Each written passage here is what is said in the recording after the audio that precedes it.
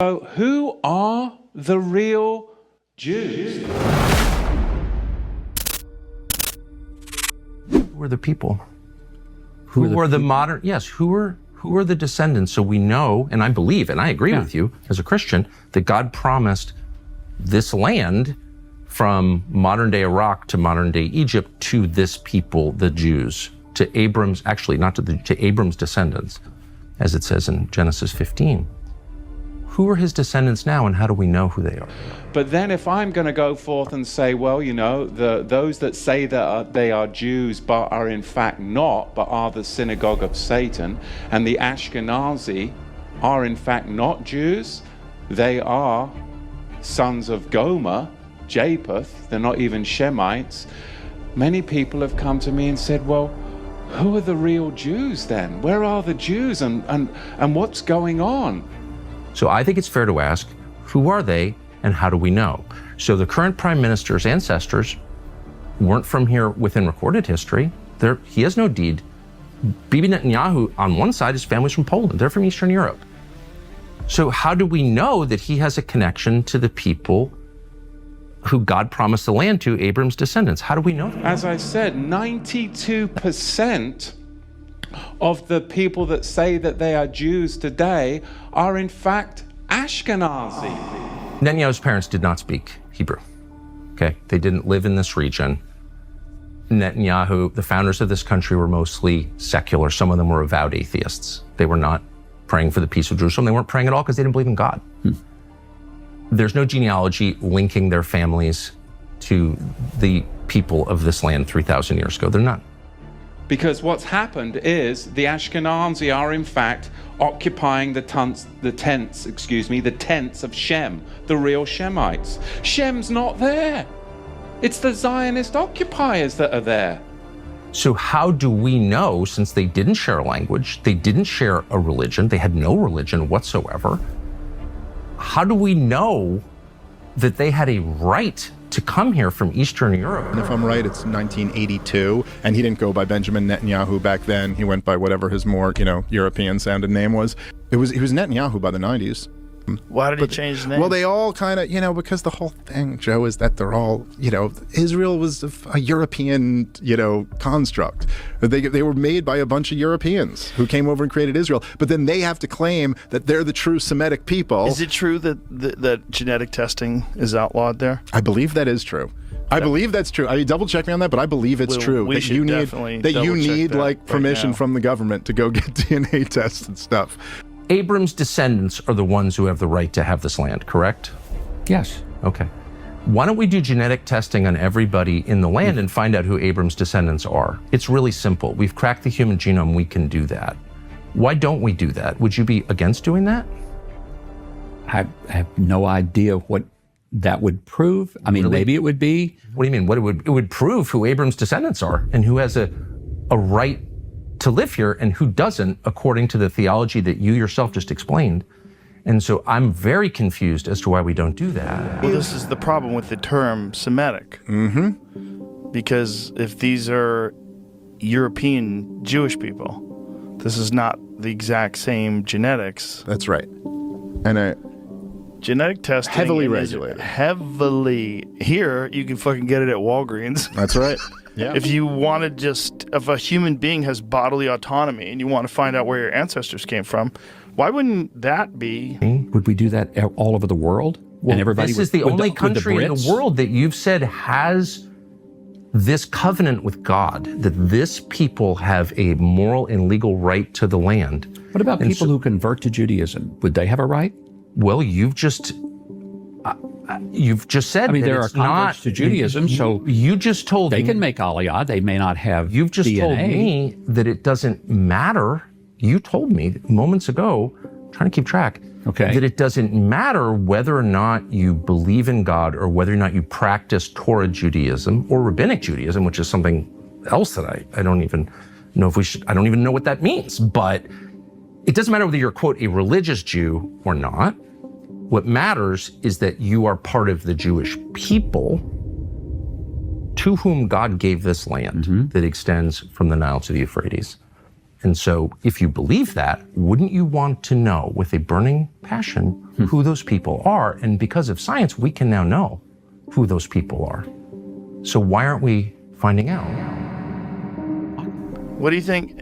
Well, look, like the only real answer to this is that the Israel project, or the Zionist project, always relied on this kind of claim, which is a crazy claim in a way. It's like a supernatural property right claim, right? That that you have this. Which if you go, there was that great documentary on the settlers in the West Bank, and they'll all tell you to a man or to a woman. They focus a lot on that godmother of the settlers woman, but they'll all explain to you, like in very plain English with a Hebrew accent, that God promised them all this land. And so, like, God promised us all this land. So, like, I don't know who these other people are here, but God didn't promise it to them. He promised it to us. And so, well, let's just say, hypothetically, if, say, the truth is that the Jews of 2,000 years ago weren't actually kicked out of the land, but in fact, they were forced to convert, and that actually those people who you're saying were never promised the land are actually the people who were promised the land and then converted to Islam, and in fact you're just some European who came in here way after that.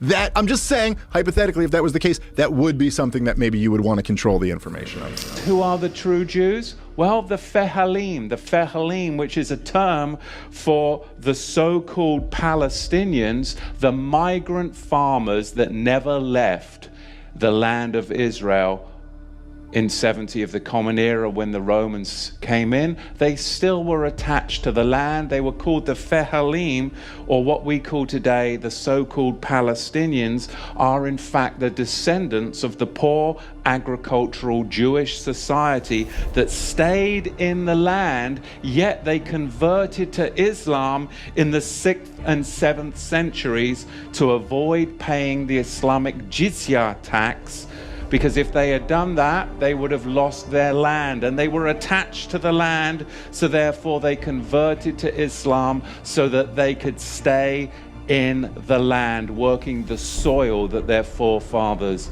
worked. This is recognized in 1918 by the historians David Ben-Gurion, who of course was the future Prime Minister of Israel back then, and Yitzhak Ben-Zvi, the future President of Israel. Both of them historians recognize this fact. Today, of course, it's buried in your history books. But what about the affluent, regal Jews that weren't connected to the land? Because we've addressed who the poor migrant workers are, the Fehalim. But not everyone in the tribe of Judah was connected to the land. There was a royal, regal class that were merchants that would travel throughout the empire and throughout Judea and throughout the Roman Empire as merchants. These were the regal, affluent Jews that weren't connected to the land, but they were engaged in trade and export. Who are they? And where did these royal nomadic Jews migrate to?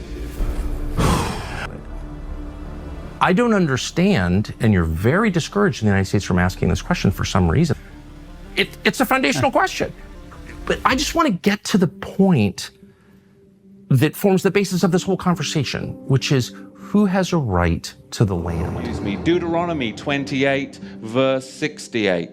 And Yahweh shall bring you into Mitzrayim, Egypt again with ships.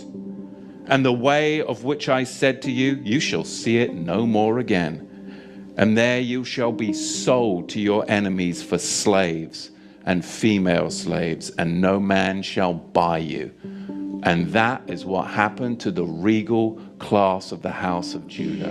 The history of slavery? Why? Ask the bloody question. Why are they only teaching you the history of slavery as far back as the 16th and the 17th century?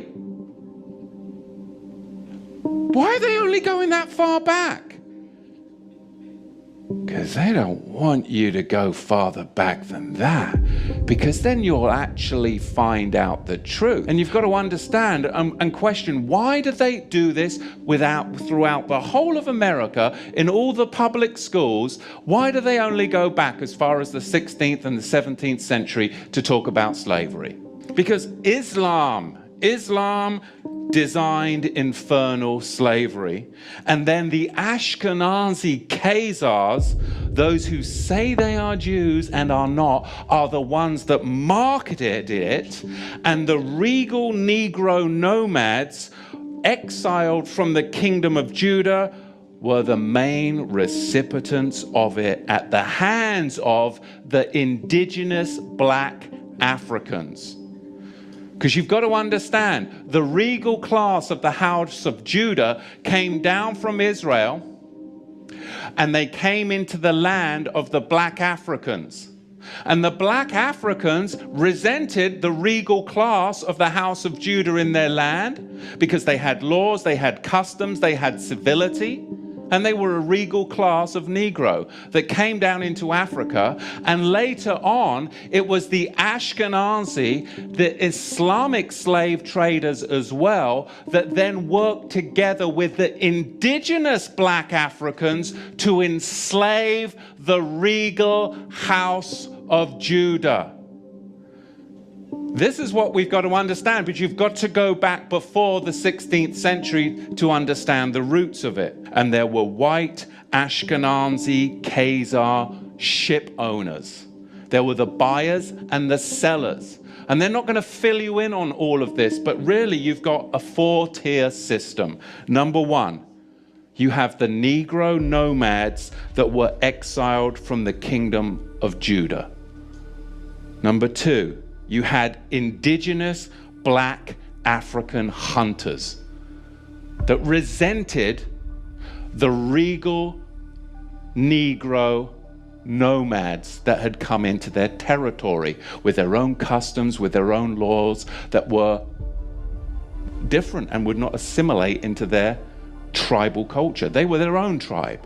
They were the regal house of Judah. And number three, you had Islamic trappers that worked with the indigenous black Africans to trap the regal Negro house of Judah. And then you had them sell them to the Ashkenazi ship merchants, along with many Portuguese and British Ashkenazi. You see, it's just like Al-Qaeda today. Or is it ISIS? Or is it ISIL? Or is it IS? I mean, right? Let's just change the name as much as possible to throw you all off so you really don't know what's going on. Let's keep switching the identity to hide the people. Why don't we just keep renaming you? Are you Negro? Oh, no, you're not Negro. No, you're colored. No, you're not colored. You're African American. And this is what they name you. The slavers name you this. Because I know a white guy who grew up in South Africa, and he now lives in America. He is an African American, and more African American than most. Do you see how African American is a misnomer? It's a misnomer. Don't check that box. It's a title given to blacks by democratic slavers. Okay? Let's be real.